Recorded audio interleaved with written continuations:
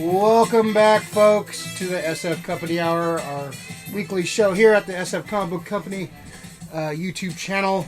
My name is Ray. To my right here is one of our returning champions, 2 weeks in a row, because we like him so much, the Hondolorian, Hondo, Hondovich, Captain Central America, Mr. Late to the Party, Barry Alex. Welcome, Alex. Hey, also, thank you. I'm known as Tortuga because, I move slow, but I get there on time. We already have a turtle in our group, right? We have a turtle, sorry, bro. You can't have to be the Nicoyan sloth. Yeah, Nicoyan sloth? I dig it. That'd be a great wrestler name for you. Nicoyan sloth. It's pretty good. Well, anyways, good to be here. Despite present company. Ruined. Davis is cool. I haven't insulted you yet, so... Still early. It's still early. Right next to him, coming back to the show, Davis, welcome back. Hello, all. How's it going? Great to be back. All right, calm down, man. I know. Way too juiced now. Yeah. All right. Over in the corner, coming back to us after a week-long hiatus. So how was jail, Rick? You know what, man? Hot times, baby. Hot times. It's a lot of responsibility at work. Now I'm fucking dead as ever. I'm tired as shit. But Rick D is being retired. Rick D is gone. Rick D is dead. Long live Grayson. The return of Rick Grayson. I'm calling it right now. Rick Grayson is back. Rick Grayson. Rick Grayson. What is that entitled, Rick? Well, you know what? What is the difference? It's a mindset, okay? It's a mindset. Rick Grayson. I'm out there. Well, not that I wasn't out there before, but it's You're out there, all right. I'm fucking out there. What the fuck are you talking about? I can't wait for you. All right, this is one of your personalities, or what? It is. So Rick, it's a personality disorder. I'm like fucking the guy from Split. So Grayson, we're like Wu-Tang Clan. We have many names, so yeah, you're also Mr. Brightside. Mr. Brightside, Rick Mr. Grayson. Nightside. Oh. He's Mr. Nightside, all right. Staying up in video games, Mr. Nightside. The Summer Soldier, what the fucking... The Summer Soldier. The Winter Solstice. The Winter Solstice Soldier. Yeah, I got tons of them, but I'm making the return to Rick Grayson. No, I'm trying to... you know what? It's the whole thing about trying to live a healthier lifestyle. Ray fucking inspired me to try to, get back into it by doing his thing. If I'm your inspiration, you guys... What, tequila? Tequila's healthy. No. Vodka's healthier. Sorry, lower calories, it doesn't turn into sugar, so I'm going there. So, the return of Rick Grayson. I can't wait for your autobiography. Right? I'm really excited for this. It's going to be fucking volumes. Yeah. Or pamphlets. We don't know. Pamphlets, more likely. It's going to be a pop-up book. I'm going to be sitting next to fucking the Hare Krishna at the fucking... Here, want to see my life story? Here you go. It's on a pamphlet. The Karaoke Kid. That's another... I just came up with it. Kid. Hey, by the way, we're gonna have at least you said kid this time. Fuck. Yeah, I know, right? We're gonna have to plan a karaoke bash, get everybody out there, because that party was fucking epic, and we need to repeat that shit. What party, Rick? No, I'm not. Well, it's like Fight Club. We don't speak of it. We don't speak of it. We don't talk about it. All right. So it's been a rough week here in the old San Francisco. We had a little rough game last week, but we're gonna power through and. We're not, get ready for next year. Revenge Tour 2020. Yes. Revenge Tour 2020. So, speaking of revenge... Jaws Revenge?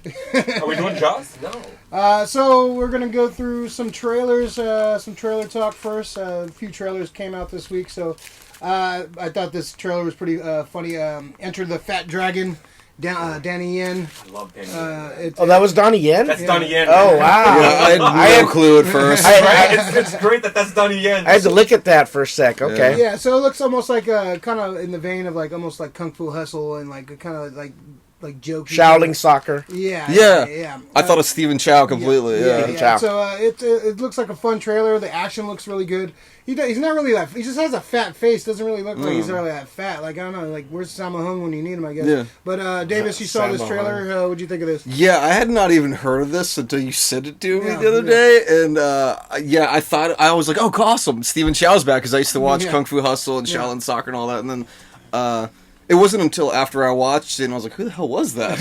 And then I realized it was Donnie Yen, and I I'll see it, definitely. Yeah, that looks fun. Yeah, it looks fun, man. Yeah. When's it slated to come out? Do you know? I don't remember the date. Which one? Into the Fat Dragon? Yeah. Into the Fat Dragon is slated to come out. Where the fuck is it? Wait, enter what? July. No, sorry. Enter Here, the Fat July Dragon. 17th? Here or over there? July 13th. Seems like a summer movie, yeah. No, I think it's here. Yeah, okay. Yeah. Yeah, it looks fun. Alex, what do you think of this? Oh man, at first I was like, "What? I don't want to see this crap." But then, then I started watching it, and I was like, "Oh man, that looks so fun!" And they filmed at the Tokyo Tower, which is basically in Tokyo. It's a copy of the Eiffel Tower, pretty much. It looks like it looks just like the Eiffel Tower, and it's about it's a little bit smaller, To say, I haven't heard of it. Yeah, it's like probably like 60 years old, maybe. Okay. And just like Rick. I actually saw it. I actually went to the Tokyo Tower and checked it out when I went to Japan like over a decade ago. And I don't know, it just brought up some good feelings, like the fact that they filmed it there, and you know, it looks like it's going to be fun. I think recommend that everyone check out the trailer. Yeah, it looks like just good fun. Did you have an epic fight scene when? I did not have an epic fight scene, even though I was with an ex-girlfriend. No. Okay. That came after. All right then. Yeah, that came after. Rick, what'd you think of this? Well, I'm glad that you mentioned. You pointed this out to me. Yeah, I'm glad you mentioned Sammo Hung. The reason I pointed it out is because I'm glad you mentioned Sammo Hung. Yeah. Is that this is actually a remake. I don't know if you guys know that. I did not know that. So 1978, Sammo Hung was the original. Enter the Fat Dragon. Okay, I kind of remember. So, this. Okay. Yeah, you guys. Okay, so I'm a big fan of like that whole Jackie Chan, Sammo Hung, and his fucking stunt team. So yeah, this is an actual remake, and dude, I mean it's Donnie Yen. And it's kind of like Donnie Yen in a. I don't know if it's a fat suit. Like I know he's wearing fat makeup. I know he's wearing fat by a bunch of bees. Yeah, he did get. Yeah, he looks like fucking Martin really Short fat. In that one movie and shit. Like I don't know, he has like Gaunch face or something. Yeah, but it's. For me, I love Kung Fu. I love comedy. Comedy and Kung Fu together. I mean, any Jackie Chan movie, any Stephen Chow movie, they're always fun to watch. Yeah. And, dude, I really can't wait for this. Movies are supposed to be, especially comedies, are supposed to be fun. You know, it's a little bit of a roller coaster ride. You're supposed to ride the ups and downs. And I'm not sure, but this could be Donnie Yen's first time in a comedy. I am not entirely sure about that, but I look forward to it. He might have done one in China, in back over there, but I really want to see this. Oh, excuse me, release date. Oh, January 23 in Hong Kong. I don't think it has a release date just here. In the U.S.? It'll probably be limited and so, direct to video, mostly. I hope not. I would love to see this on the big screen, man. Yeah, this would be great to watch. Take a couple edibles, go to the screen, laugh your ass off. Yeah, this looks good. This looks like a fun movie. I can't wait to see it. When I realized it was Donnie Yen, I was wondering how much is prosthetics versus in some they just like CGI, because like his mobility can't he moves pretty fast, and having a lot of latex in the way, that doesn't seem. This looks like he's wearing like much of a fat suit, so I don't know. Yeah, it's probably just like loose stuff, and you know. Yeah, they could be. Yeah, no fat suit. Probably just very loose clothing to make him look a lot larger. Yeah. A couple extra sweaters on him just to make him look a little bigger. Yeah, man, we're trying to get to that fucking Danny Yen bod right there. So yeah, this looks fun. So the other trailer, a couple other trailers dropped. The Jesus Rolls. So I heard about this. First, I heard it wasn't it wasn't actually tied to the Coen Brothers, but it's obviously tied to the Coen Brothers movie. So it was written, directed by John Turturro, the character famous in The Big Lebowski, Jesus. He's doing his own spin-off movie. So I heard that it's part of the plot of the movie is like him trying to clear his name from him being a pedophile. He's not a pederast. So I think that's a wise choice, because no one wants to see a fucking 2-hour movie about a pederast and fucking bulls. So this movie looks interesting. It's a good cast. Susan Sarandon. John Hamm's in it. Who else? Christopher Walken. Sonia Braga. Who's the dude? Audrey. Pete Davidson. Pete Davidson, who's like coming in, like being an actor now. He has Tim Blake Nelson. Dude, it's a good cast. Yeah, it looks like Cannavale. What's his name? Bobby Cannavale. Yeah, I like Bobby Cannavale. Yeah, he's good. Yeah, he's intense. Yeah, he's a good actor.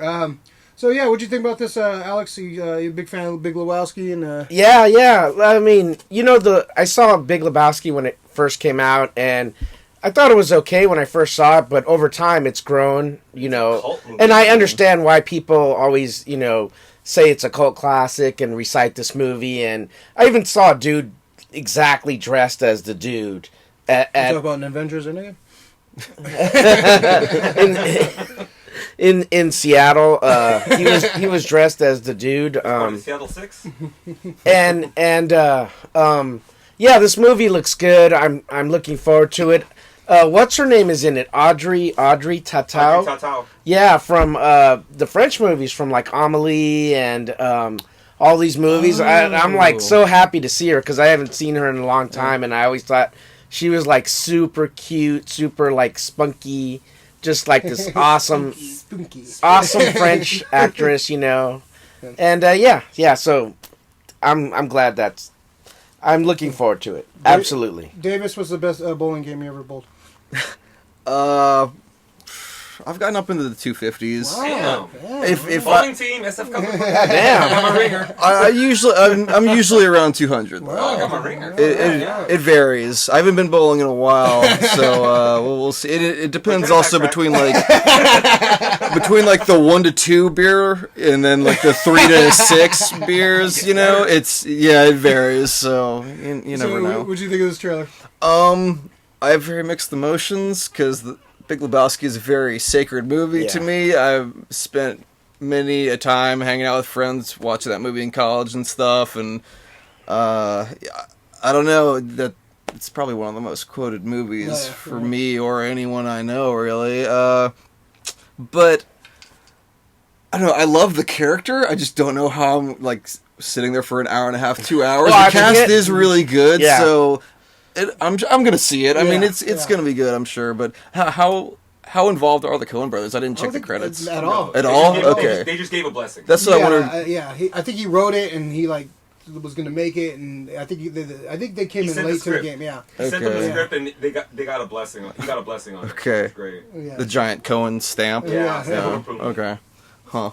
Did Toro directed anything else? Written anything else? Totoro directing? Yeah. I'm not sure if he really directed. This might be anything is this else. his first movie?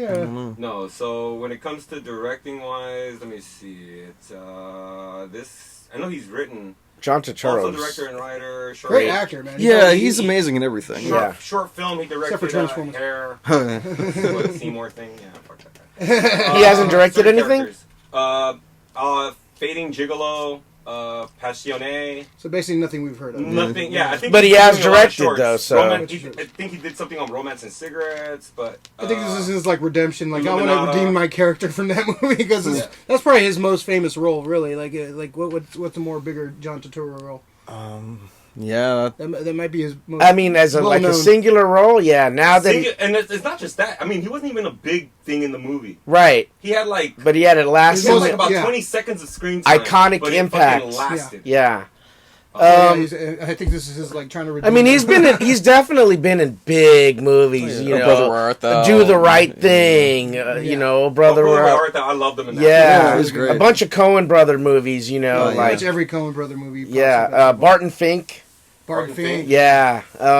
So yeah, he's been around, and he was also on that series on HBO. The night before. Or something I think like it's that? the night of or something. It's about this kid who goes to jail for murder of some woman, and John Turturro plays his attorney, and he's just kind of like an odd character. That's a really good series. Yeah, Anyways, it is really good. His best role is Big Daddy. Come on. yeah. So this is his real studio acting. Studio directorial debut. That's what this is. Studio, okay. Yeah, this is his first big studio. Everything else was like a short film or something very independent. Yeah, I hope it's good, man. But I think we're all looking forward to it for sure. Yeah, the trailer looks fun. It looks like an interesting story to tell. Like Good cast. Hopefully he gets some games. Rick, any final thoughts on this? Yeah, I have like Davis. I have a little bit of mixed emotions when it comes to this one. It's an iconic character from an iconic movie. Yeah. I don't know if it's one of the most quoted, but I know it's my personal top 3 most quoted movies of all time. Really? I quote this movie at mine's Schindler's List. Schindler's List. Oh, yeah. My other one is Rosemary's Baby. Henry, Portrait of a Serial Killer. But the cast is great. Let's see what Totoro got, because he wrote this movie. He's directing it. He's starring in it. That's a big undertaking for anybody. It's a big undertaking for anybody. And the fact that the Coens signed off on it, I'm good with it. The one thing that people need to kind of temper their excitement for, it's not the Coen brothers writing it. Yeah. If it was the Coen brothers writing it, then we would be fucking, slam dunk. I'd be no question about it. I think that's what I'm most worried about, actually. Yeah, because the their writing styles. You're right. Really That's a good, know. I'll watch it. It might be a dud. I mean, I hope not. I hope not. And Totoro's been on enough Coen Brothers sets to probably get their feel and kind of know like how they get their essence of their writing. So maybe he'll learn a lot of things from their being on set. He's a smart dude, so yeah, hopefully he can adapt his writing style to match what the Coens wanted, or not what they wanted to do, but just like the essence of the character. It looks quirky. It looks like it does have a Coen Brothers kind of feel to it, but you can't really replicate the Coen Brothers. Bobby Cannavale, that's all I'm gonna say. Yeah. It's like anything he's in, man, I love it. Yeah. Bobby Cannavale is one of those guys that he's a good actor. I just like saying Cannavale. You see him, you know him, and he's a fun dude to watch. His son was wasn't he the dude in Mandalorian, the kid in Mandalorian? Really? Bobby Cannavale's kid's in the Mandalorian? Yeah, I think it was the little asshole kid from like episode 4. Oh. All right. Didn't know that. Yeah, it is, right? I think it is. I don't know. Maybe Look it up. Look it up. I'm in the process of looking everything up right now. So thank you, right. Engineer Rick. Well, we'll look that up. You failed, Alex. Let's talk about this next trailer, Spiral from the Book of Saw. I'm not a huge Saw movie guy. I maybe saw the first one, maybe. I'm not sure about that. But this is produced by Chris Rock, which is kind of weird seeing him trying to be like a serious cop, like hunt down a serial killer inspired by Saw. I'm not sure how it ties into it, but it's set in the Saw universe. Davis, you saw this trailer. What'd you think of this? So I've seen the first. Well, how many Saw movies are there? Like 8? There's 25. Yeah, something like that. Saw, I think there's 6 of them. Okay, I feel like I've seen maybe 5 of them. I used to kind of burn through them all every October, and not that series every October, but a different horror series every October. You know, myself in the room and watch Saw. Exactly. Yeah, I handcuff myself to a pipe and put the Saw somewhere out in the room. Yeah, but. I don't know. So it says it's from the Book of Saw. Does that mean it's a continuation, or I thought he was rebooting it? Yeah, that's what I thought too. I don't know exactly. I guess it's not exactly a reboot. Yeah. I think what happened is like whatever like the last whatever transpired in the last film. Jigsaw was the last one, right? Yeah, Jigsaw. Okay, I haven't seen that one. I think what they're doing is it's been a lot of times passed. And there's probably disciples to Jigsaw. Yeah. That's what I'm thinking. I really don't know the premise yet, but that's what it kind of feels like. That there's probably some disciples, and yeah, they're leaving symbols everywhere. Yeah, I actually kind of want to see it because he's kind of taking a book out of Adam Sandler's. You know, like he's doing serious roles, and I haven't seen Uncut Gems, but I hear it's amazing and everything. Like last time he was did a serious role with New Jack City or something, like when he played the little crack. Oh yeah, he was so good at it though. But it will be strange to sit there and watch Chris Rock and not like giggle to yourself about whatever character he did or something. But I was into it in the trailer. Yeah. I mean, I'm done for it. Alex, what do you think? The trailer looked pretty good. You know, they put that music and that like. They add that, like, suspense part to it, and then it says, from the Book of Saw. I was like, okay, it looks interesting, it looks cool. It's not, like, something I want to die to see opening night, but, you know, it looks interesting enough to check out at some point, you know? We'll give it a chance. Sorry, one more thing. And Samuel Jackson saying motherfucker in the trailer. Sold, right? Maybe wonder, is that in his contract to say it how many times per movie? And I'm in definitely because of that. Like, that's what you want from him. So, I can't wait till he's in a Disney movie and pull that shit. Yeah. Motherfucker. All right. Rick, go ahead. Oh, shit. Okay, so I love horror movies and everything. Everybody knows that. So the other thing about Saw is like one of those films, to me, it's not really I don't really call it horror. It's a gore flick. Torture porn. Yeah, it's torture porn. Yeah. All it does is glorify gore, which gore is cool, but I don't think gore is really scary.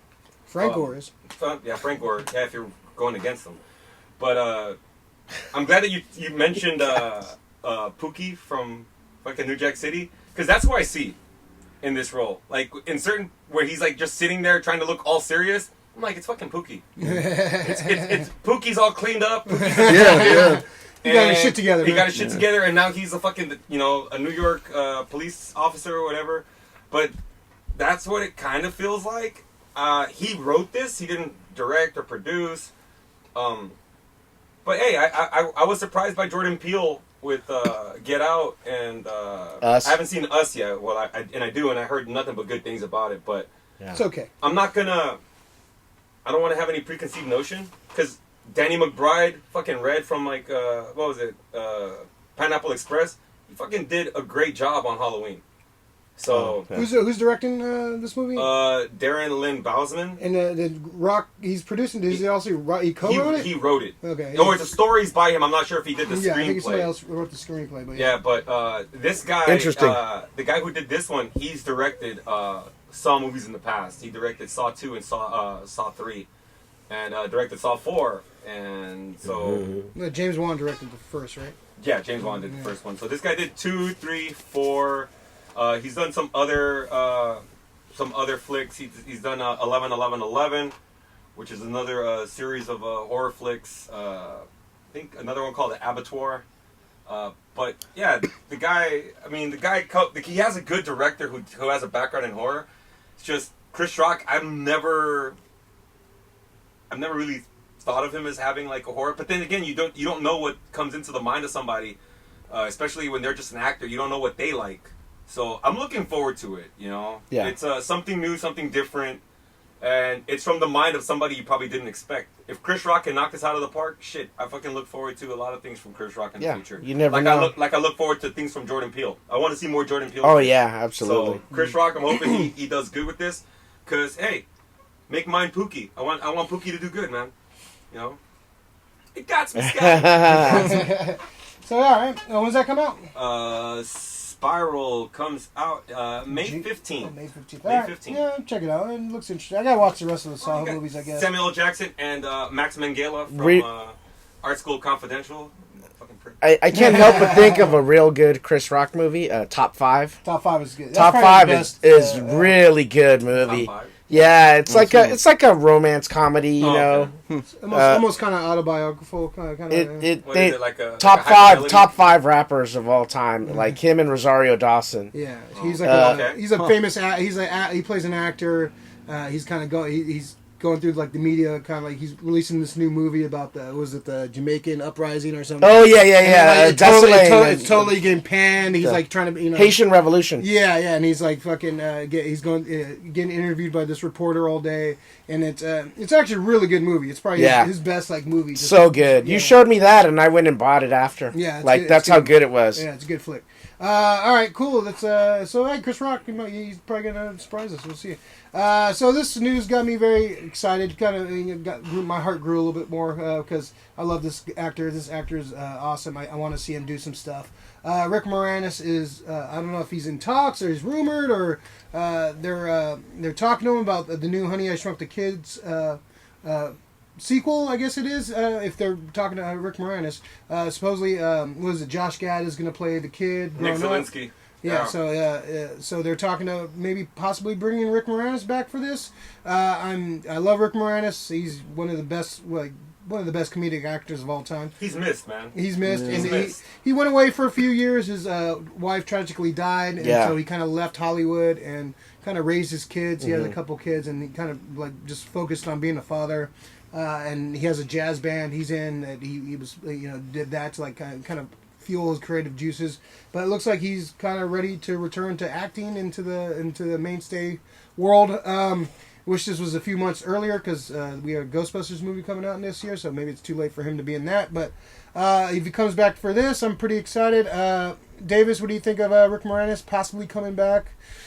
I mean, I hope he does. I don't think it necessarily needs to be yet another reboot, but I love Honey, I Shrunk and Blew Up and however many other incarnations they did. Yeah, yeah. Well, I didn't love all of them, honestly, but, to be fair. But yeah, I loved him back in the day. All his movies, the Ghostbusters, and everything he's been in. Yeah, it's classic. Yeah. He's a gem. You know. It's Dark Helmet, man. Spaceballs, exactly. That's what that might be in the works. If he comes back, man, you got to make Spaceballs too, man. There's so much you have Spaceball Strike Back. Yeah. Oh my God! Yeah. Dude, you have 8 movies to parody from Star Wars now. Oh man, it's so much stuff. Alex, you're kind of the Rick Moranis of the group. What do you think of this? Oh, that means I'm well loved and have been through tragedy. You know. Yeah, I'm gonna fall off the scene like him, man. Start up your jazz band and fucking just play little small clubs. Yeah. Yeah, Rick Moranis, man. My heart warms just thinking about he's such a cool actor, and he just fell off because of what happened to his wife. He went out on he went out on his own. That's what I mean. He stopped.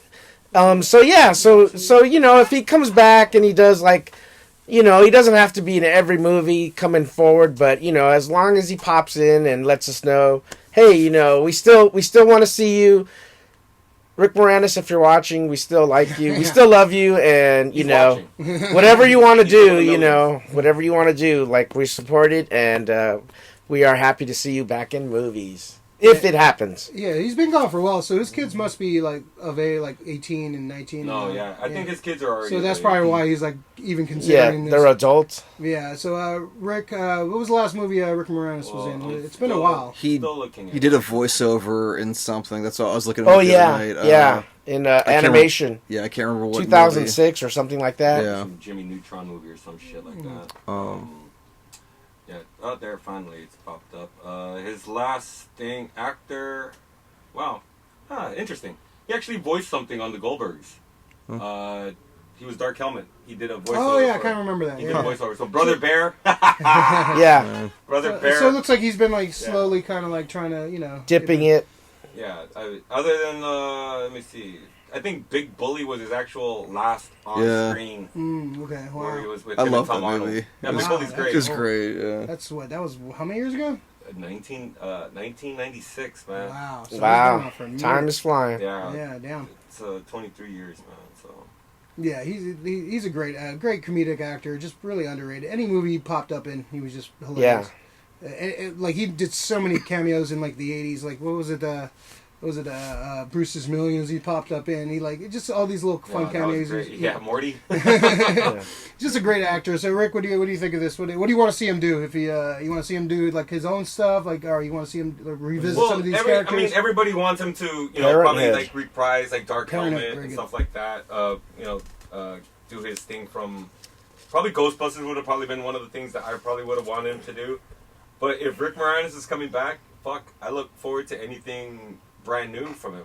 Yeah. The guy he's a special talent. There's a bunch of people that he came out with at the same time with. He came out with what's the guy he was with in Strange Brew? Dave. God, I can't remember his name. His first name is Dave. I know that. Okay. I'll take the Rick Moranis of the group. The friend, the friendly little nerd, that everyone loves. You got a compliment. How about that? That's a hell of a compliment, man. Lo and behold, he's a comedic. He's one of these comedic talents, comedic geniuses. He came out with Dan Aykroyd and all these cats. Yeah, he came up with all those cats. Yeah, he was the Second City guy. SCTV. Yeah. Oh yeah. Yeah, he was. So as long as he comes back, I'm hoping for, because comedians like him or just acting talents like him, they're too far between, man. Yeah. There are a lot of pretenders to the throne, and Rick Moranis, he doesn't have to fucking pretend. He's just funny. I wouldn't mind seeing him do some dramatic stuff too. Maybe do a HBO show or something too, kind of because he definitely has some range. Somebody didn't turn off their phone. That guy Jawa is fucking running around and rampant around here now. But yeah, I look forward to him. I fucking love Rick Moranis, dude. My favorite movie with him is My Blue Heaven. Always Will. Oh yeah, that is. Yeah. Oh my God, I forgot about that. I love that movie, man. Yeah. So good. So yeah, look forward to it. Please, Rick Moranis, come back. My Blue Heaven. Oh man, That's yeah. an underrated one for sure. That's awesome. All right, so Rick Moranis, hopefully welcome back. So just quickly want to just kind of say R.I.P. to the great Kirk Douglas. Died tragically from a boating accident, right? Oh wait, no, he was 103, so he died because he was 103. Spartacus is dead. 103, man. You can't really scoff at that. That's a hell of a run. Rick, what some of your favorite Kirk Douglas movies? Shit, fucking Tough Guys, Spartacus, the Vikings, Greedy. Fucking loved him in Greedy. Uncle Joe. He had a fucking role in Tales from the Crypt. Man, dude, Oscar. He was what's his name's dad. He had a quick, brief, fucking like cameo. Yeah, 15 seconds in the beginning where he slapped the shit out of Stallone. But yeah, he's gonna be one of those guys. Oh, you know what? I can't even fucking believe it. Gunfight at the OK Corral. Oh yeah. Yeah. He's been around forever. Guy's amazing. Movie legend. Old school movie legend.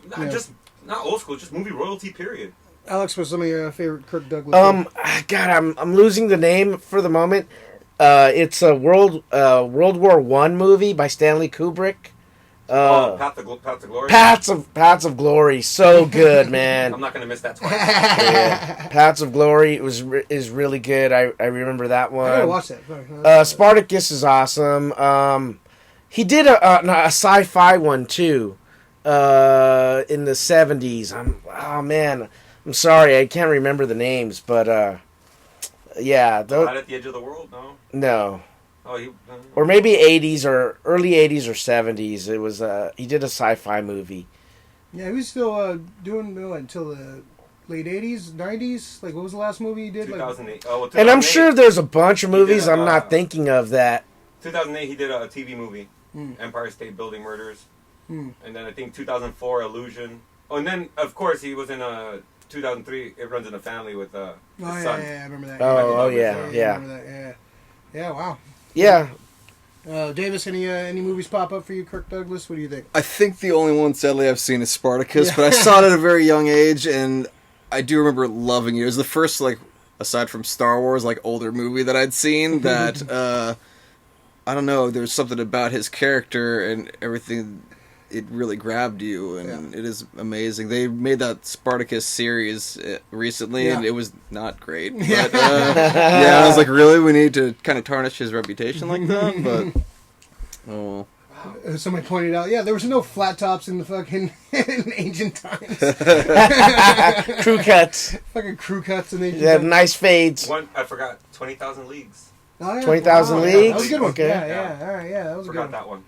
Yeah, he's been in a lot of great I say classic movies because they're like Spartacus is a classic. It's still quoted. They still make commercial parodies of it. They still still pops up in the zeitgeist. R.I.P. Kirk Douglas, man. 103, man. That's a hell of a run right there. You can't be sad about somebody lasting that long, man.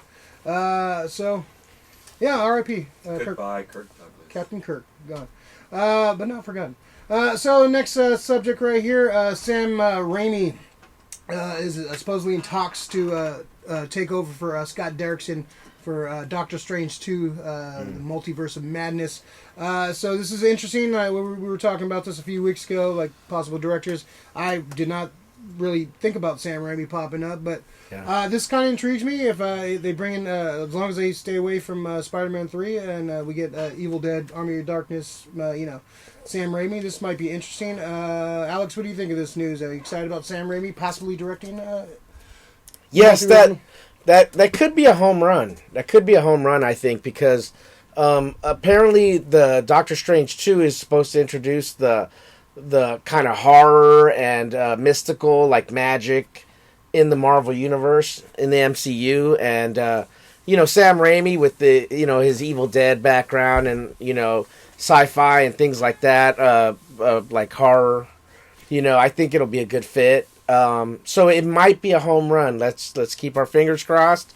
But yeah, I think it's a good choice. He can definitely direct a big movie, big production, and if you introduce some new characters like the Legion of Monsters or something like that, that's where Morbius is making his entrance into it, and then they're going to introduce, maybe reintroduce Ghost Rider, maybe reintroduce, maybe Blade. Man-Thing, Blade, there's so many characters. Werewolf by Night. There's Werewolf by Night would be really, so I think that's good news. Yeah.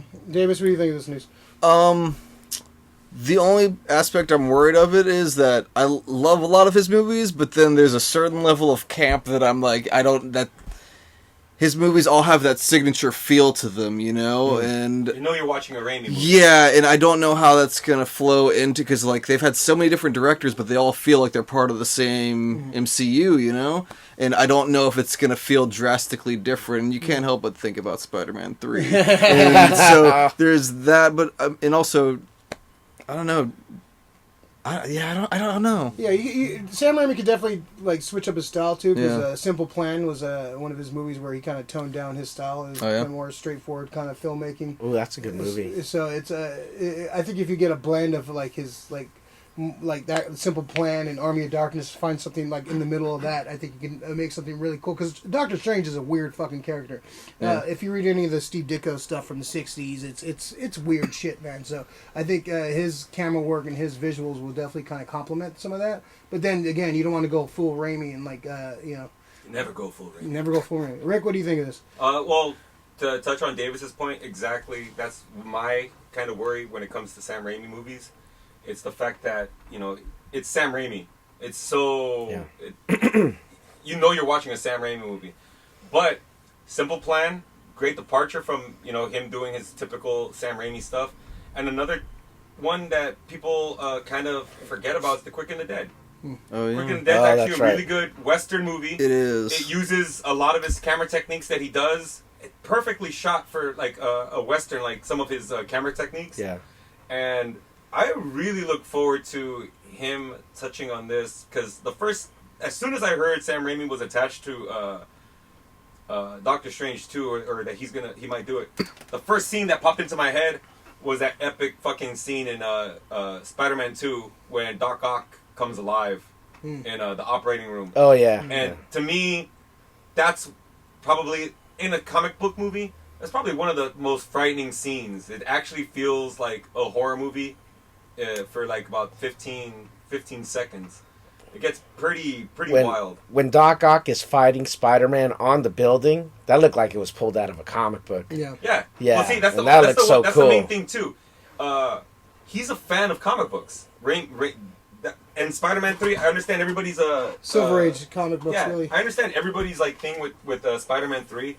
He didn't want to make that movie. No. The studio pushed and pushed and pushed. They wanted Venom because everybody loved Venom. And yeah, he wanted Sam the Raimi was Vulture. I don't know the character. Yeah. Please. I don't make me do this. Yeah. And after that, he phoned it in. I don't blame him for doing that. But, he did kind of take his ball and go home. I would have done the same thing. I mean, fuck that shit. The studio's not going to tell you what kind of movie to make, especially after you made two badass movies in Spider-Man 1 and Spider-Man 2. They interfered, and this is what happens when the studio interferes. They could have had fucking 3 more Spider-Man movies that would have been awesome. They would have had the Vulture. He would have been facing the Sinister Six under a Sam Raimi Spider-Man kind of flick. But I'm super excited. He's a great horror director, and if anything, if it's like Darkman, like some of the scenes that he does in Darkman, that they equate into Doctor Strange 2, like when you see him having his little fucking when he gets all angry, you could just see them closing in on Liam Neeson's face, and it got fire going on and all this shit going on behind him. Yeah, I'm looking forward to that. That's the one thing that could be really well done for a Doctor Strange movie. For a Doctor Strange movie, I think it's the perfect big time director for Doctor Strange. I think. I mean, I would have loved to see Scott Derrickson, but. Yeah, I'm excited for Sam Raimi. I wasn't a big fan of the first Doctor Strange movie. I thought it was okay. Yeah, I don't think that was Derrickson's fault. I think the way it was written. Yeah, I think the way it was written bad, and they didn't really go full out with the visual. It feels like they just took the visuals from Inception. And yeah, they pretty much did. But I think Sam Raimi could definitely bring a different kind of flavor and kind of definitely make it his own, but still fit in the Marvel universe. So this is the guy who is writing the Loki series is writing this. So it's definitely going to have ties to those series coming out. I heard WandaVision is definitely going to tie to it. Cool. So it's going to be definitely the multiverse. This might be the way they bring in the mutants, like kind of like tying the universes together. So this could be interesting, man. It could be it could be a really fun movie if they do it right. If they have like portals popping up like they did in like Endgame, and all of a sudden you see like fucking Wolverine's hand come out and you hear the snikt, I'm fucking gonna fanboy out at the fucking theater. Or like too soon. Shit. Yeah. I think they're slowly going to introduce those mutants. The next few movies, you're going to see little hints of mutants popping up. But this could be cool. I'm a big Sam Raimi guy. I love Sam Raimi. I pretty much followed his career. So I'm excited about this if it happens. And I think he's going to do a good job, man. He hasn't directed anything in a while, though, right? I think he's been like fucking couple TV shows. Yeah, he's been other than probably, I think he directed one episode of Ash vs. Evil Dead. Pilot, or two episodes. Yeah, I think it was the pilot for that. Yeah, so he hasn't really directed a big budget movie in a while.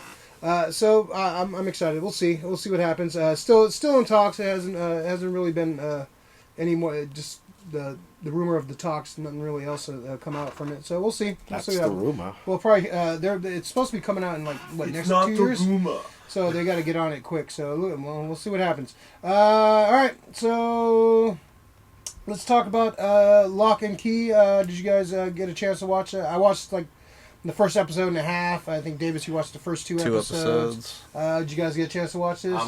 I'm like 4 episodes in. Oh, wow. Oh, wow. That just came out yesterday, right? Yeah. What do you do? Yeah, I haven't had time. I don't sleep, honestly. That's why he's Mr. Nightside. So we'll talk a little bit. We won't talk any spoilers. Kind of like your first impressions. What do you think of this? I like it. I dig it. I read the book. I'm a fan of the book. Not so much the ending, but I do like the cast. The cast is good. We got Georgie from it. They pretty much pulled kids from a lot of horror stuff and people from the horror community and stuff. The one issue I have with this show is the way it's kind of shot. It feels too cutesy. It doesn't feel like it doesn't feel horror enough. It needs to have. It should have a darker the way it should have been shot a little darker. It's still a little too lighthearted for the show. How many episodes have you're in? 1.5. Give it time. Okay. Can I say something though? Like the trailer looks like almost like a Harry Potter kind of give it time. Vibe Give it time. going to it. All right, sorry to interrupt. So, Davis, you're in a couple episodes. What do you think so far? Yeah, I'm rereading the series right now too. I've read the first 12 issues. It's got 2 chapters, I guess. I'm only 2 episodes deep. There's a lot to go, but it feels like they're rushing it a lot. There's a lot of things that they threw in that I was just like, they could have. Yeah, they're flipping things around. Yeah, I'm sure they were doing that on purpose and everything, but I was just like, it seems like they think they're gonna get canceled because they're throwing so much in the first 2 episodes that I was like, whoa, what? Like, why not just space it out? Because it's not a long series by any means. It's 40 something issues, maybe. Something like that. Well, something like that. It's like 6 trades or something like There's that. 6 trades, so yeah.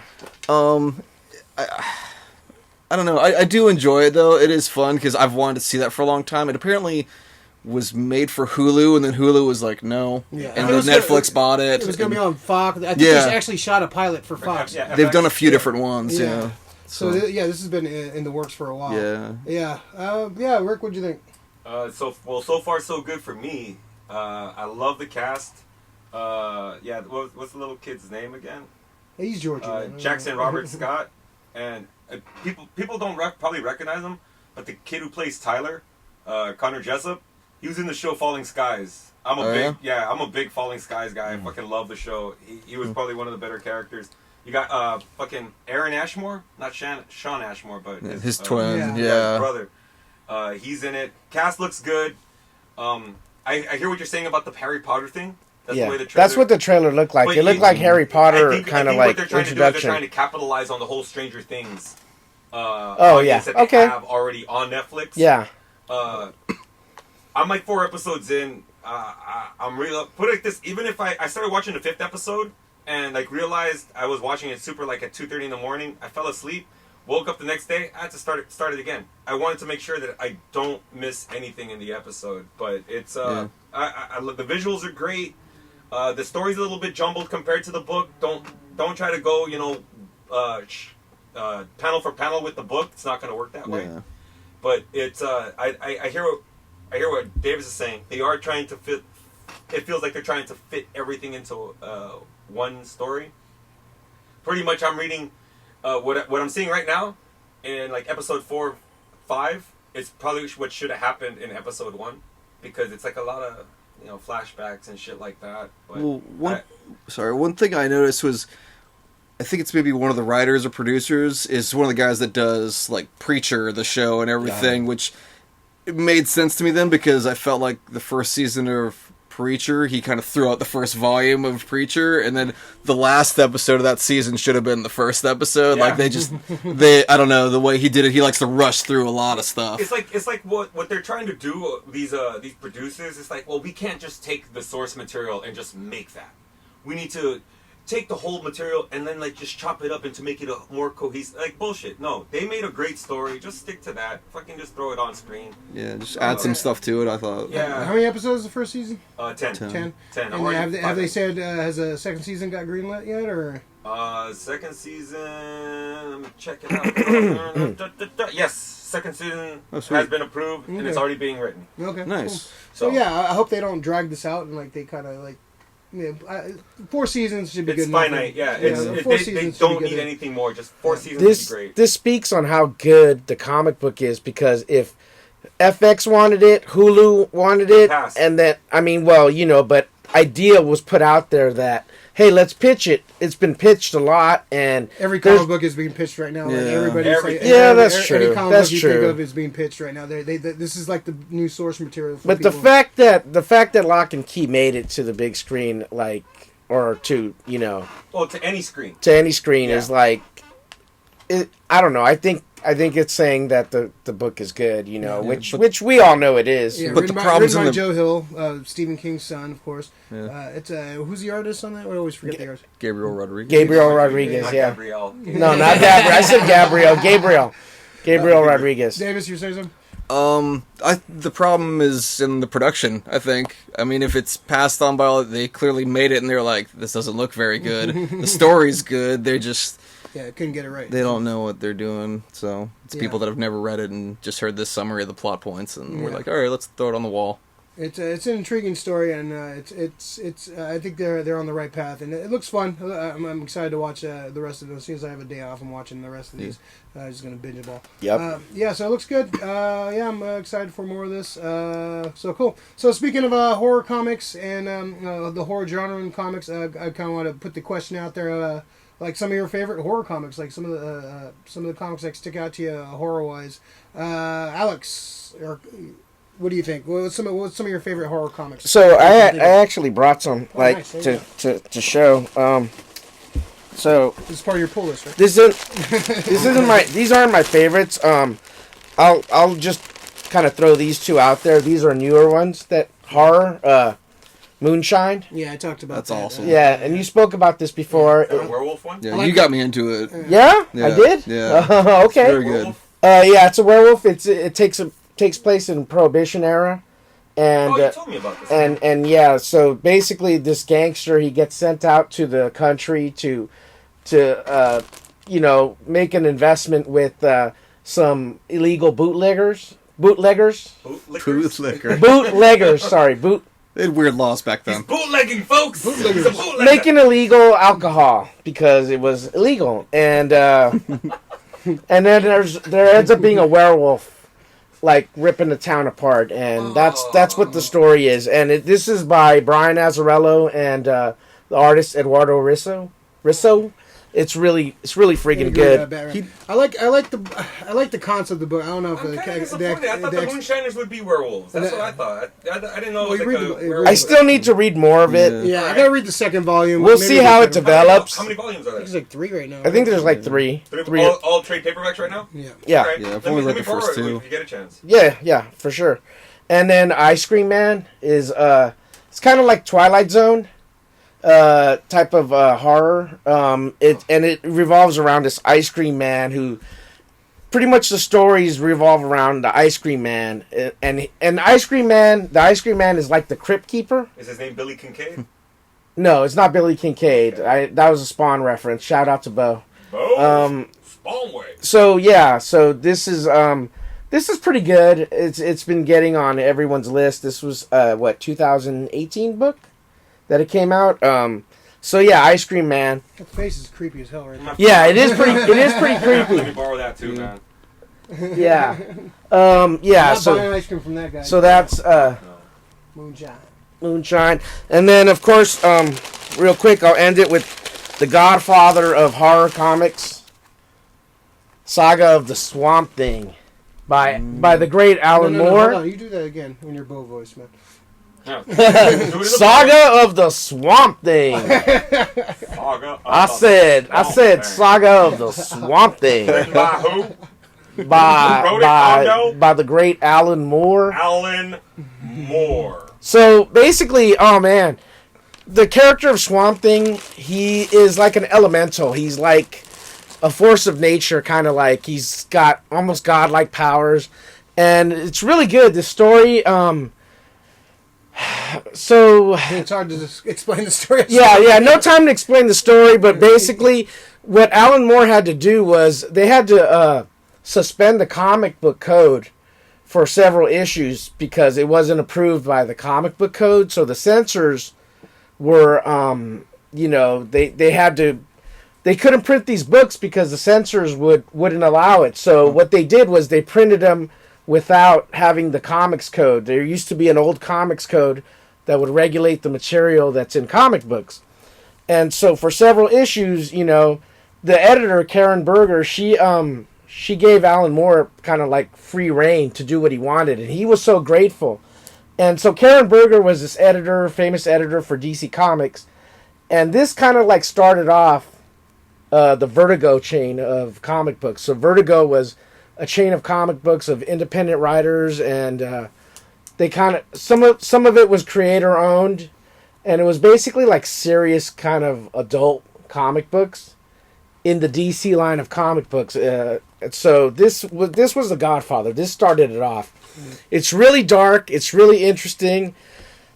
It says a lot about philosophy, life and death, and there's like a love story in there, and it's just, this is Alan Moore at his finest. He's some great horror elements in there. Great horror elements. Cool. I highly recommend. Good picks, man.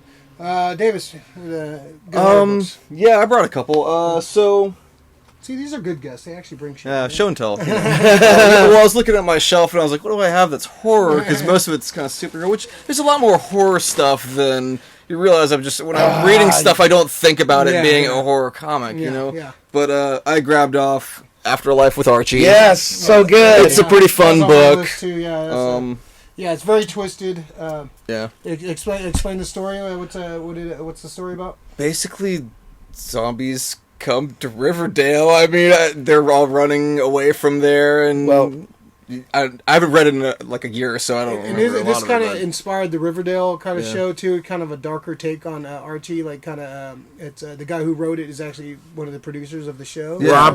Robert Aguirre Sacasa. Yeah, he's a great writer. He's a great writer. He writes the Stand, the TV show. Oh, he did. He did the Stand. He did the Stand. Oh wow. He's doing Riverdale or Sabrina. Both. Okay, I didn't know he does both. Yeah. I haven't seen Riverdale. I've seen Sabrina. The first two seasons of Riverdale are amazing. They're so good. Oh, yeah. It's definitely this kind of like a more adult. Sabrina's really good too. Her Sabrina's really good. Yeah. Do you think they'll do a crossover at some point? I think they did. Really? I think they did recently. Yeah, I think they did do a crossover with Sabrina. I think this last season. I think. All right, I'm only a few episodes into that because then Locke Key came out. And I had to switch over. So the story goes that Jughead's dog dies, and he goes to Sabrina, the teenage witch, to kind of like resurrect his dog. And in the process, she breaks some rules. What, Pet Cemetery all of a sudden? Kind of like Pet Cemetery, but then the Pet Cemetery starts off a zombie apocalypse when he bites Jughead. And then from there, it's like Archie is dealing with it. It's kind of like Archie meets The Walking Dead. Pretty much. It's so good. It's really good. Yeah, good pick, Davis. Yeah, thanks for telling the story. I didn't read it last night, so No, it's fresh in my head. And then, not really horror, but if you grew up in the South, it is so good. Southern Bastards by Jason Aaron. It's basically about redneck culture, kind of, and people obsessed with high school football. And yeah, it is terrifying, I'd say. Rebel flag. Rednecks are scary people. There are a bunch of murderers in there like that. It's a good old boy system. That's what everyone's all inside this little... I mean, that's how it is growing up in the South, kind of. There's a lot of just people that it's how things were, and you keep it that way or they beat you to death. That's some good picks. Any more on That's all I've got for right now. The rest come later. So speaking of the comics code, Alex brought up earlier. So the EC Comics was kind of the reason they had to bring up the comics code. So like Tales from the Crypt came out of that. Like all these great horror. If you could find those, you can find a lot of those collections used. Like Tales from the Crypt. Another great one is Hack Slash. That's a Hack great and one. Slash. Hack and Slash. Yeah, it's basically a female protagonist, and she gets a horror Jason type serial killer, like is her sidekick, and they go around killing like stereotypical. They go killing monsters, Yeah, they kill monsters, like kind of almost like parodies of like serial killers. Sam Hain, yeah. So that's a good book, good art. Do you know who wrote it? Who wrote Hack Slash? Hack Slash? I'll get that for you. Sorry. Yeah. No, it's good. Walking Dead, of course, is a classic one. Great. You bring that up. 30 Days of Night. That's another. That's a good one. I've read that. Yeah. Recently Deceased. Yes. It's a great DC. Like pretty much Marvel Zombies in the DC universe. Cool. And one I'm surprised you didn't bring up, Immortal Hulk. Oh my God! Yeah. I forget Immortal Hulk. Yeah, I didn't even think about Immortal Hulk. Immortal Hulk right now is a straight up horror. Is a straight up horror. Yeah, it's so good, man. Check it out. Yeah, that's some of the recent stuff. Rick, what do you got on your? I know you're. All right, so Hack Slash was Tim Seeley. Tim Seeley, there you go. Yeah, Okay, I think Hack and Slash is kind of like Buffy the Vampire meets Jason, teams up with Jason. Yeah. That's actually Right, a good analogy, right? Very Like, good analogy. yeah. Yeah, that's a fun book. It's good. They have like they fight a fake Hellraiser. They fight a fake Chucky. They fight all these like stereotypical monsters. It's a fun book, and they cross over with some other books too. It's not a bad thing. So Rick, what's on your list? What do you got? I'm glad you brought up EC Comics because that probably is my number one of all time. I love all of the Tales from the Crypt stuff. Yeah, Yeah, I mean, I didn't collect them issues, but you'd get the big compendiums. Yeah, of the classic. There were 50s comic books, right? They I love EC Comics were written in the 50s, and that's when they had all that, right? Sorry. I'm sorry to interrupt you. Sorry. Thanks a lot, Hondo. Just stepping on my... Sorry, man. Stop stepping on his dick. Yeah, thank you. I let you talk your Swamp Thing shit. Sorry, brother. Sorry. No more Go ahead, please. EC Comics, yes. And that's it. That's all I got. No, so Tales from the Crypt. Yeah, you have the Vault of Horror. Yes. You have the Haunt. Yeah. I just have to fuck with Alex, man. Other one, because you mentioned Alan Moore. You mentioned Swamp Thing. I'll go a step further. From Hell. One of my I fucking love From Hell. Yeah, that's a good one. That's genius, man. That actually is genius. Movie, it's okay. But that fucking book, man, the black and white art is pretty dope. Eddie Campbell. I think I was just reading this maybe like 2-3 weeks ago. From Hell. Walking Dead, of course. Yeah. Preacher, Sandman, Locke Key. Yeah, man. Yeah, but another one, it's just very little known. Another dude, I'm in love with Ed Brubaker. Ed Brubaker. Fatale. Oh yeah, it's really good. Yeah, that's fucking so Isn't super it Fatale? Is it Fatale? Fatale. I don't want to say fatal because it's not fatal. But yeah, Brubaker and Fatale. Phillips. Yeah, Brubaker and Phillips. It's like that's a magic combo. Anytime I saw them together, I would pick up the book. Yep. So yeah, I mean, horror does not get enough love when it comes to comic books. Oh, and honorable mention for that one, of course, it's Freddy versus Jason versus Ash. Yeah. Oh yeah. I haven't read that. I've seen it, but Freddy versus Jason versus Ash. That's definitely. That's a fun book. I read it constantly. Yeah. It's what it should have been, and yeah, I'm fucking. I wish they'd make more more horror books. There's- Not just adapt Stephen King stuff like they do usually, but more horror books are. Yeah, Marvel was pretty good too. Like in the '70s, like you had Tomb of Dracula. We're talking about Werewolf by Night, and what was it, the Son of Satan, and Ghost Rider. Ghost Rider, of course. Yeah, Ghost Rider actually gets pretty dark. Moon Knight too gets a little bit dark too. Yeah. In the earlier, in the '70s, there was this big horror kick, right? Yeah. Like, well, they're doing a Moon Knight series, aren't they? Yes. Yeah. Yes. I don't know if it's going to be super horror. I hope it's. I hope dark, it's dark, though. and I hope it. needs I hope to it be. deals with his multiple personalities. Yeah, that's like a big part of the character. You know. Definitely. There'll be a PSA at the end of every episode. Right? They should. Yeah. Somebody's going to get pissed. Cool. This is my. There's a ton of horror books, Yeah, some man. great horror wow, books, man. Dark Horse, man. We're overlooking so many too, yeah, like sure. witches and like you know. Hellboy. Hellboy's kind of got a lot of horror elements. The Goon has a lot of horror elements in it. There's some. These are all great picks, though, guys. I commend all of you. I think you told me about Southern Bastards as well. I go to most comic advice. I go to Alex. Yeah. Oh, thank you. Sometimes I appreciate it. OG. So there's some great story, and then there's like within like storylines within comics, there's some great horror. Like Inferno for X-Men is a great like kind of horror.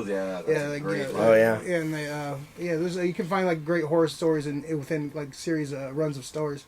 There was a great Batman, Superman. What was it? Batman? No, it was Superman. I think it was Action Comics annual, where Batman and Superman kind of team up and fight vampires. Oh yeah. Yeah, covered by Art Adams. I forgot what issue that was, but that was a great like horror story. Dark Knight, Dark City. Oh yeah, that's a great horror one. One more, and I missed this one. I can't fucking believe I missed this one. I'm sorry.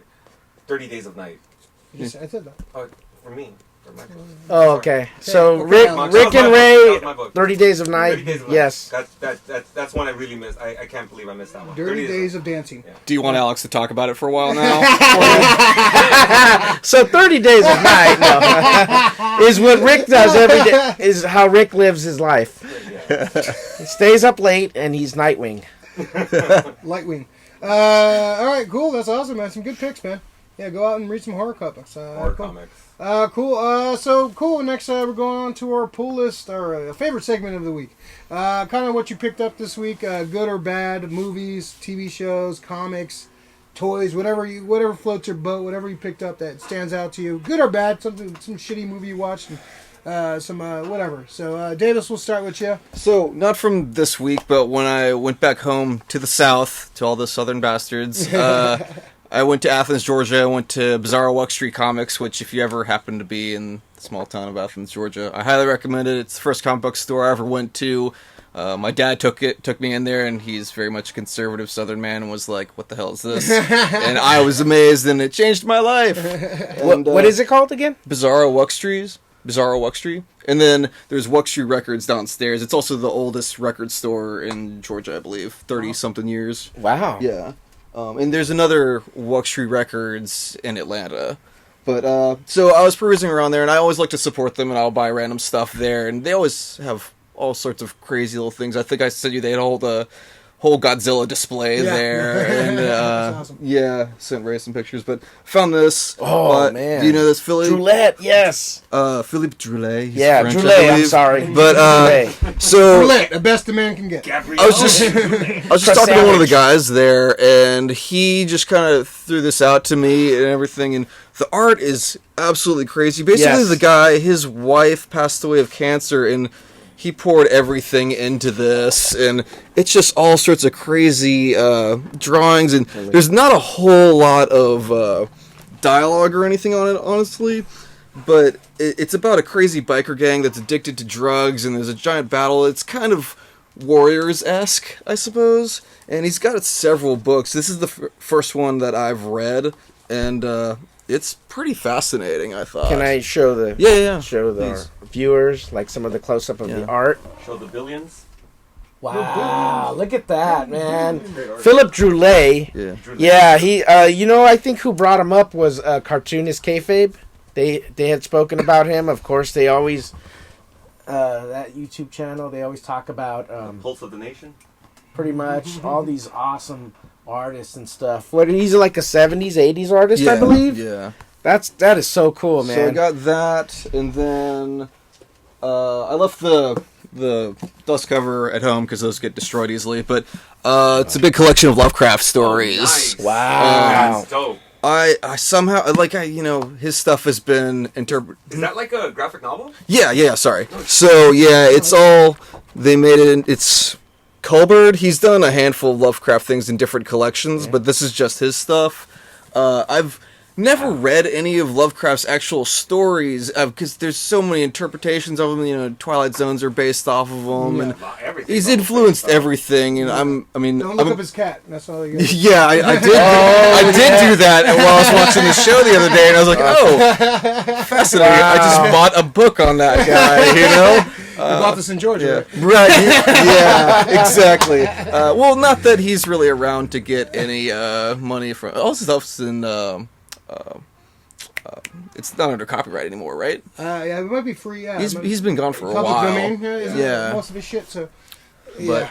But yeah, this has a handful of his stories. It's got I didn't check that out. I love Lovecraft, even though he's piece of shit, but his stories are great, man. Yeah, he's horrible racist, it turns out, but had a very inventive mind. But it's got the Dream Quest of Unknown Kadath. That's the one I just read, and is basically it seems like he woke up from his dreams and just started writing everything down and went back to sleep, then came back and wrote a bunch more down. And the case of Charles Dexter Ward at the Mountains of Madness and The Shadow of Time, which I've heard Guillermo del Toro's been trying to develop Mountains of Madness for quite a while. Long time. So that's like his passion project. Yeah. So hopefully that happens one day.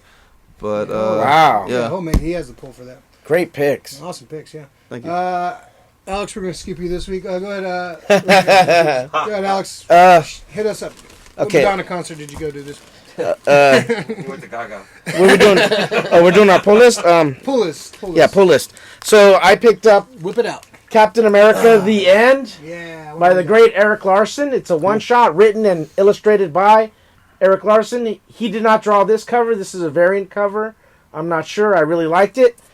His style is very much like Jack Kirby. And he's a San Francisco-based artist. He's Image, one of the original Image founding. Eric Larson is one of the Image original founding members of Image.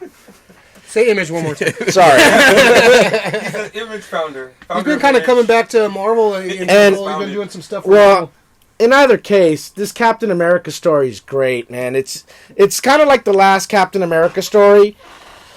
I don't want to tell you what it's about because it'll spoil it, but it's a very simple story. He's just fighting like a bunch of Red Skull type of clones, and oh man, it's so good. Like I read it this morning, and it was a great payoff.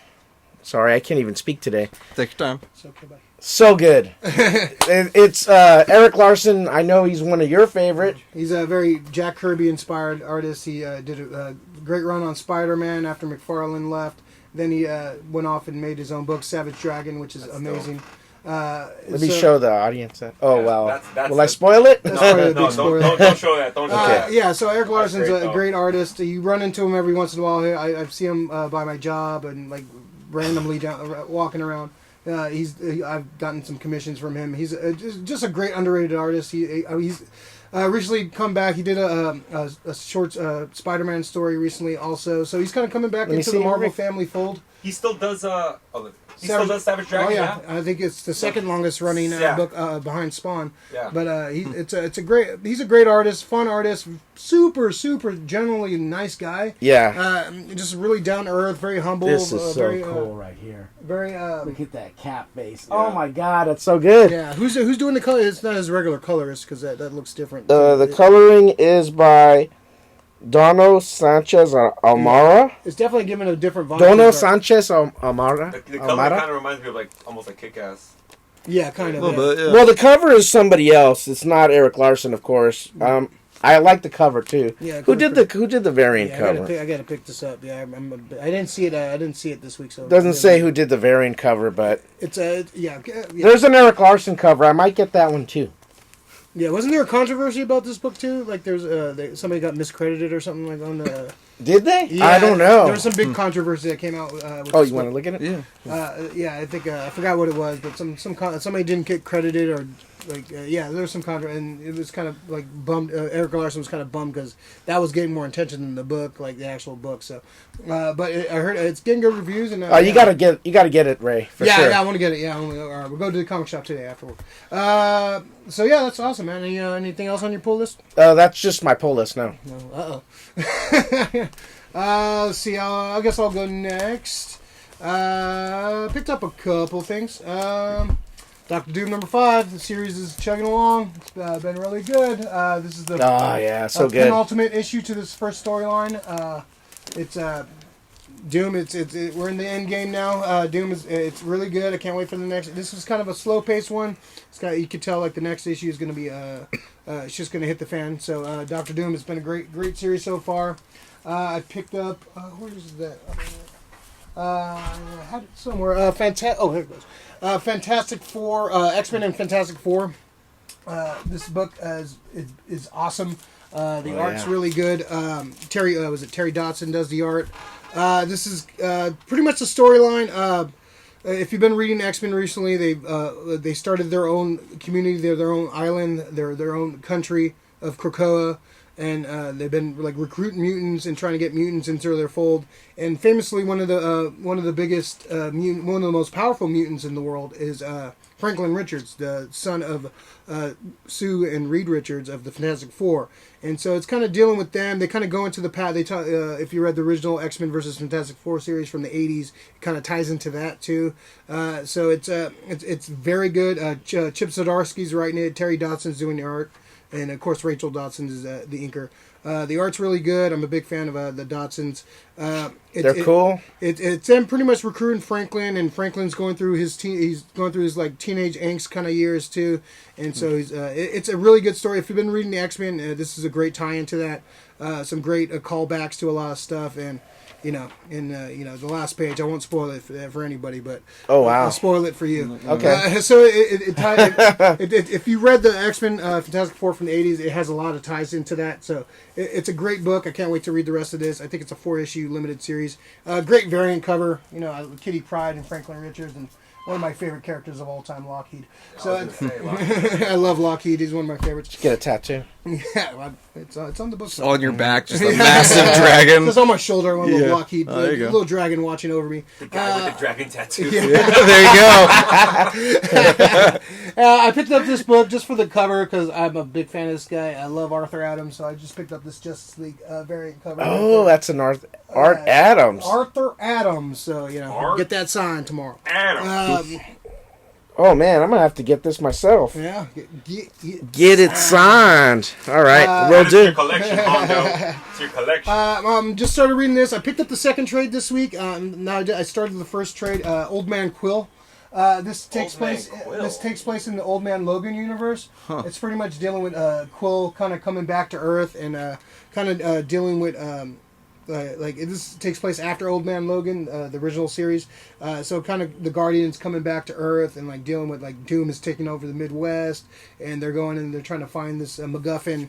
It's so far it's been pretty good. It's like the best part is like old Rocket Raccoon like chugging along. So far it's been good. I'm like 2-3 issues in. Who writes it? What's his name? Sachs? Sachs, yeah. What's his name? Oh, sorry.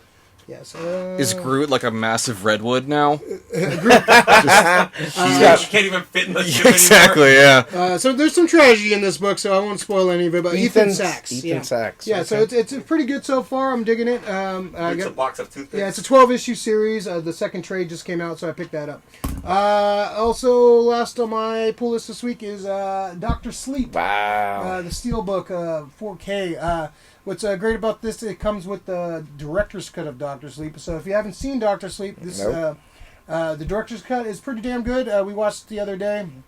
It adds about 20 minutes more to it, and you get. I hear it's more in tune with the book. So this is pretty much it is a sequel to The Shining. Before they were trying to say it wasn't a direct sequel to the movie, the original movie, which Stanley Kubrick directed and Stephen King did not like. But this movie kind of, in Stephen King's own words, kind of redeems the original Shining for him. So a great movie. Hugh McGregor's awesome in this. Who's the director again? Mike Flanagan. Mike Flanagan, great director. He wrote The Haunting of Hill House that came out last year on Netflix. I love The Shining. It's a great sequel to The Shining. It's a great movie if you haven't seen it. If you're a fan of The Shining, add rum. If you're a fan of The Shining, I think it's a great sequel to it. It's some great visuals, some great creepy stuff in it, and some great callbacks. They use some of the original music from the movie. It's just great stuff. I dug it a lot. If you're a big Shining fan, I think you'll dig it. If you get a chance to watch the director's cut, watch the director's cut, because I think some director's cuts don't really add anything. It's just kind of and some director's cut kind of make the movie even better. So I think the director's cut is definitely worth checking out. Cool. So that's my pull list for the week. Rick, what do you got? I would have added Doctor Sleep definitely, but. Yeah. Swoop! That's why I wanted to go before. It's a good one. Yeah. That's a good one, though, man. I actually enjoyed that movie. You guys can have the same pick. No. I'm not trying to have the 3 same picks, Alex. Okay. So first, let me start off with Marcus King Band. Yes. You're right about that, Alex. Been busy at work a lot, man, and Alex called me up at about like 8 o'clock. It's like, dude, let's go out. Let's go watch a show. Booty call, man. What you doing? What you doing, Rick?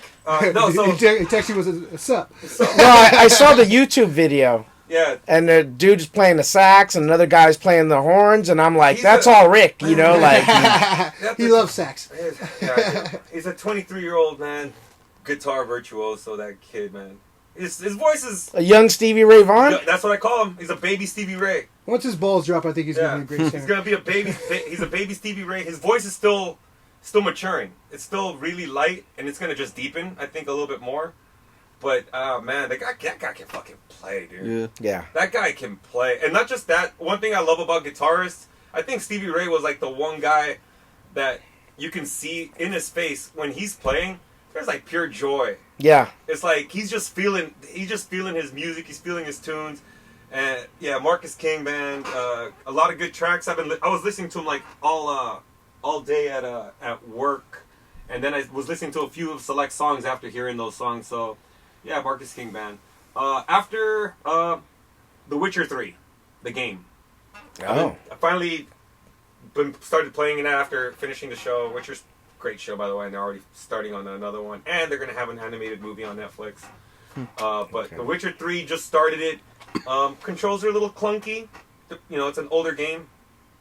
But it's a fucking fun-ass game so far. What system do you play that on? I play it on PS4. PS4, okay. If you guys are looking for my PS4 contact, keep looking. If you guys want to, follow me on PS4, just throw an invite out to the Twitter, and I'll see if I can put my my PSN name there, because I don't like people following me, so I do a lot of things just to make sure that only my friends can play with me, and not just anybody can just like, I'm gonna invite this guy. I don't want to play with 10-year-olds all day.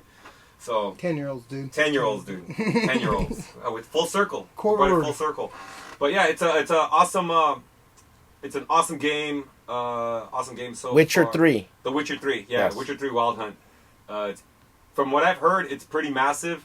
I probably won't even finish this game by the end of this year. Probably won't even finish this completely by the end of next year. It's super huge, the game. Wow. It has like 40 multiple endings from what I heard. Might be a little bit overblowing how many, but supposedly just a ton of multiple You're endings. really not going to get sleep this year, man. Well, I don't get sleep anyway. Yes. And now with the work thing, so yeah. Mr. Nightside. No sleep till Brooklyn. So, all right, yeah. So those are my only 2 real pulls. Not much time to do shit. Good picks.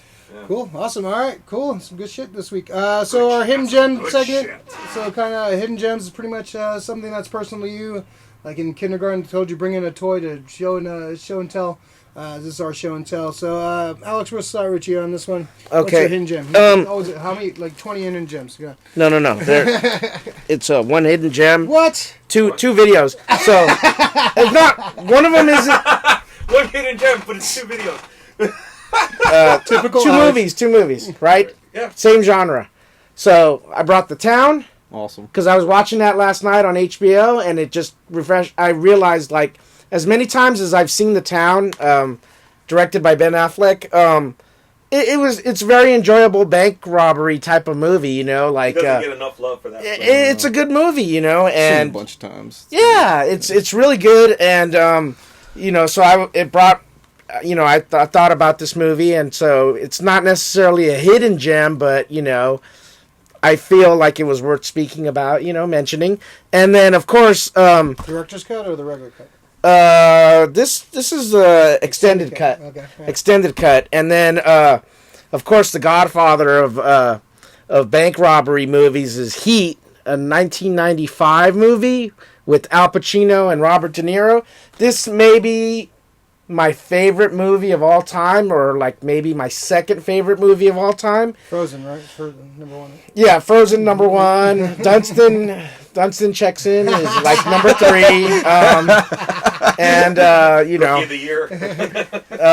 yeah. So this movie, Heat. He got the Michael Mann, the great director Michael Mann, who did Crime Story. Was it Crime Story on? Well, he's done a lot of like crime movies. Miami Vice and this and that. This movie was he took some of the ideas of the bank robbery from this career thief who became an actor, Eddie Bunker, who was in Reservoir Dogs. Yeah, Mr. Blue. Mr. Blue. He wrote books about heists and stuff he did time in prison, Eddie Bunker. And so he got part of the idea for the bank robbery from Eddie Bunker's writing, from real life things. It was over 20 years in the making, like at least the conception of it. It has a score by Moby. Yeah, it's just a great all around movie, great cast. Val Kilmer, Al Pacino, Robert De Niro, and Danny Trejo, and just like a ton of great actors in this movie. So I don't know why I'm holding this like this, but anyways, I love that movie. I love that movie so much. It's really good. I still think that movie has probably the best police shootout. Oh, ever. by far, it's got the best Ever police shootout ever in great, movies. Great Grand Theft Auto Yeah, mission. Grand Theft Auto. Inspiration for- I love that Yeah, it was mission when one it of came. the- I was like, I'm playing Heat. Goddamn. I was like, oh yeah, I remember this. Yeah, it's a great flick. Great, long, but it's a great flick. Yeah, long, like 3 hours, but it's good. really Yeah, good. But Val it's Kilmer's really worth good. every minute of. I mean, there's so much drama in even the little girl played by Natalie Portman. She has a good story, you know, like after school special type of story, you know, like yeah, great movie. I love those. So I was watching The Town last night, made me think of Heat, and there you go. Awesome. Davis, what you got for us? So I got to work it was a podcast show as part of SF Sketchfest a few weeks ago. Oh, nice. And it was Judge John Hodgman, and I don't know if you're familiar with him. He's the PC in the Mac versus PC commercials. That's where most people seem to know him from. But he's on the Daily Show. Yeah, he's done tons of stuff. Yeah, he's on a lot. But he has a podcast where he reigns over civil disputes. He doesn't have any actual law expertise. He's very smart. He went to Yale apparently, and he will just settle like, oh, he thinks the soap should be on this side of the sink, but she thinks it should be over here, and he will rule over it, and it's pretty funny. But anyways, at work we had a big debate over is a hot dog a sandwich or is it its own thing? And Judge John Hodgman sells a pen that says not a sandwich. Oh my God, that's so awesome! That's for Francisco. Yeah, hot dog is a hot dog. Sorry, Francisco. Exactly. It is not a sandwich. Yeah. So I was very happy to get that. I had to debate. purchase that. Yeah, there's Oh, that bread and pin meat, is but sick. It ain't no sandwich. That's fucking awesome. That's great. So cool. The debate rages on. Yeah. Rick, what do you got? Chime in, folks. What do you think? Hidden gem? I didn't bring anything. Rick, you're my hidden gem for the week. Yeah, there you go. I didn't bring anything. Sorry. You haven't seen any good movies lately, or? I'm trying to think. Have I watched? Dr. Sleep. Other than Dr. Sleep. All right, that's your hidden gem for the week. All right, Dr. Sleep. Okay, so Dr. Sleep. I got your hidden gem. The movie Trivia Schmodown. Oh my God! What's the movie? By the way, hold on. Oh yeah. Oh, that's what it is. Oh, so my God. hidden gem is the movie Trivia Schmodown. the Schmodown Entertainment Network. It's like a movie trivia that they kind of handle like Unleash the wrestling. Beast. Oh my gosh, you never fucking introduced him to this. Now, because at one point my movie knowledge was attacked by Hondo. This is Rick Grayson formally challenging the Hondolorian to a fucking movie fucking trivia fucking Schmodown. I'll write the questions right now. I mean, do you accept? I'm throwing it out there. The gauntlet's been thrown down. Rick Grayson, bring it down. Let's do it. Are you accepting? No. Dude, you are not Isildur. This is not Lord of the Rings. You're not tossing fucking rings back into Mordor. All right? I mean, like Bobby Roode. No. One more time. One more time. You questioned me, Alex. It's never sat we'll well have to with do. me. Okay, so It's never sat what's well at with me. stake though? Like the loser has to take shots. Oh, that's easy. I'll fucking lose we on do it? purpose. Yeah. Okay, well then let's do it. Loser has to take shots, No, loser. and the winner has to take shots You too. know what? How about Dinner. this? Loser takes the winner. House of Prime Rib. Ooh. Oh, okay. I'm gonna lose anyways. I don't know much about. Oh, trivia. you had it. Well, Hey, man, Rick, once we go foreign films, I know we're artsy easy to- foreign films. I was I like, do know artsy foreign films. So do I. Here comes Rick. All right. The Grayson attack is All right, starting, we're gonna baby. do it. We're gonna film this and do this. And I like the idea of you winning and having the belt over your shoulder, but you're still off camera. I probably would have the belts off camera. I'll be honest. I don't know much about Critters 4. And You're limiting me to Chris. I mean, Rick has seen Leonard Part 1 through 5. You know. It's okay. Keep it coming, Hondo. Keep it coming, Hondo. You're so disrespectful, bro. It's coming. These are I say things that I don't even realize it, and like Rick is still like fuming about it, like 10 years later, and I haven't even known him 10 years. he holds a grudge for sure. This guy's like habitual shit talker, and then when I fucking call him out, everybody's like, I'm habitual Alex is so sweet. I'm habitual Fuck lie. Alex. I'm a habitual Rick line Moranis on the stepper. show. Why are you? I'm a habitual line You're a stepper. habitual line stepper, and then everybody's like, no, he doesn't step lines. It's Alex. He's so sweet. He doesn't do this. I'm like, you guys don't know him like I fucking know him. Alex is very undercover, fucking Yeah. hilarious, dude. He's fucking very, these little things he fucking throws out there, man. He fucking pokes and He's pokes and Costanza, dude. pokes. He'll fucking say some shit and walk out of the room and just fucking, that shit's gonna linger and fucking Costanza, stay. he's fucking Costanza. He walks out on the fucking Can't high note. stand you. Can't stand you. Can't stand you. But yeah, movie. All right, throw fine. down. I'm not gonna win this anyways, but fine. This has been a great episode so far. I opened a fucking can of worms with this. Shouldn't man. have done that. You I shouldn't really have shouldn't done have, that. man. I I blame myself. On that free for all, Alex, I would have only been eliminated about 2 or 3 rounds out of fucking 23 rounds. No one knows Just what you're saying. talking about. Yeah, I don't know what's going on, but like This man is threatening Alex. We don't know. it's on camera, okay? One of my favorite channels, one of my favorite like YouTube personalities, is a guy named Christian Harloff. He does the Schmozno movie reviews. Then he was on Collider Live, Collider for a long time. Then he kind of branched off into his own channel. He started this probably like 5-6 years ago, where he was just getting his buddies around and they do movie trivia competitions, and they kind of treat it like pro wrestling, where like it's like pro wrestling, like the characters are like kind of caricatures of people, but the trivia is all real. Like the competition is real, but it's like kind of pro wrestling, but the trivia is real. And he started his own network. It's a big event. They treat it like a big event where they have groups. They have competitions where people go out and they have belts. They have like an Inner Geekdom. They have a Star Wars trivia. They have all this other stuff, and it's a whole league of like movie trivia people. Ravishing Rick Grayson coming at you. Check it out. It's an awesome. They're fucking super fun to watch if you ever get a chance to check them out. Yeah, Schmo SEN Network. He does a daily live show too, which is awesome. I love watching that shit. Great, a lot of big inspiration for a lot of this stuff. So unfortunately, Unleash the Beast on that one. It's going down. Oh Jesus! going So down. quickly, I just want to my hidden gem for the week. One of the first collectibles I ever like kind of vintage stuff I ever bought when I was a kid. I rebought this recently. This came in this week. Superpowers, one of the greatest toy collections of all time. DC. These were like mid '80s. These came out. These I have a bunch of these on card. These classic figures. This is like one of my Speaking of Rick.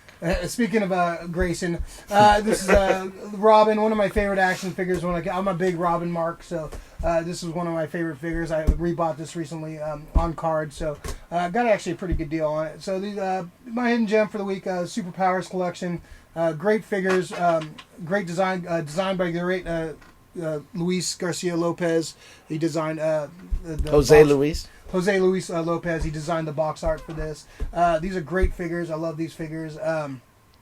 Some of these are really hard to find. Like they made a cyborg figure, which is like one of the rarest figures. Like I think if you find used a loose one is like $600 for like just a little figure. So that's one of my grails for sure. But never gonna find that one. But these figures are awesome. I have a big collection of these. So I just picked this. Just came in. Robin Superpowers collection. One of my favorite figures. One of my favorite figures of all time. Favorite childhood figures. So yeah, pick this up on card. Superpowers collection. That's my hidden gem. Wow. That's an expensive piece, huh? I imagine. Not too expensive. I got a pretty good deal. It's a trip because it looks like it's like encased. Yeah, like the whole cardboard thing is the whole. Yeah, it's just cheap plastic case they come in, and sure yeah, it's not fucking carbonite or anything. Hmm. So yeah, that's my hidden gem for the week. Yeah, wow, this was a interesting show. This was a fun one. So yeah, any final words for us, Davis? Thanks for coming on again. Love having you. No real final words. I'm good. Thanks. Any plugs, man? Any appearances coming up soon? I'll probably be at a concert somewhere in the Bay Area. That's usually where you can find me. There you go. See you out there. Nice. Mr. Moranis, you got anything for us? Yeah, real quick. It's no secret that we're big sports fans. So it's almost 2 weeks since Kobe Bryant died. And that was like one of the biggest like sports deaths that I can think of. Just a fantastic player, and I always remember the where a player kind of pump faked the ball into his face, Matt Barnes, and he didn't flinch. And I was like, how did he not flinch? So that's amazing. And also, my team, my Niners, we fell short, but I still love my team to death, and Revenge Tour 2020, I guess, is the theme. So, I just wanted to speak a little bit about the sports that I love, and yeah. So, anyways, awesome, Ricardo. Well, hopefully you can find me on the fucking Schmodown taking titles from fucking outlaw John Roca and that's what Dangerous Dan Murrow. Hey, trust me, I found my calling. I found my. I want to get on this. I want to get on that show, man. The only guy. There's only like 2 or 3 people that like. I look at. I'm like, God, I'm scared of you. Mike Bibbiani, the Beast. He's fucking legit, man. But yeah, you can find me everywhere. Everywhere. You can find me at work. That's where I'm pretty much at now all the time. At work. So put in work. Congratulations. You put in that work. You get promoted. You got to put in the work. So congratulations on promotion. He's head dishwasher now. I graduated to peeling potatoes, and now I'm on French fries. McManager. Like Louis Anderson at McDonald's. So shout out to everyone that contributes and helps out with the channel. Graham for doing our wonderful theme. Emily for doing our logo. Shout out to all the comic shops. Frank at Amazing Fantasy. Daryl at Cards and Comics. Leaf at Mission Comics. The guys at Fantastic Comics. Daniel at Super 7. Let's see, who else am I forgetting? Leo for criticizing the channel and giving me some good notes. I hear Love you. Leo, man. Lavish Seal, baby. Yeah, we know the sound was bad last week. I know, we get it. All right. What do you say? The sound. See what happens when Rick takes a fucking week off? That's what sorry, Leo. That was my bad. That's so yeah, no, just thank everybody for supporting the channel. Like, yeah, that's we got some good stuff coming up. So cool. Thanks for everyone for joining us and watching this show. This was a good one. This was a fun one. Hopefully it recorded.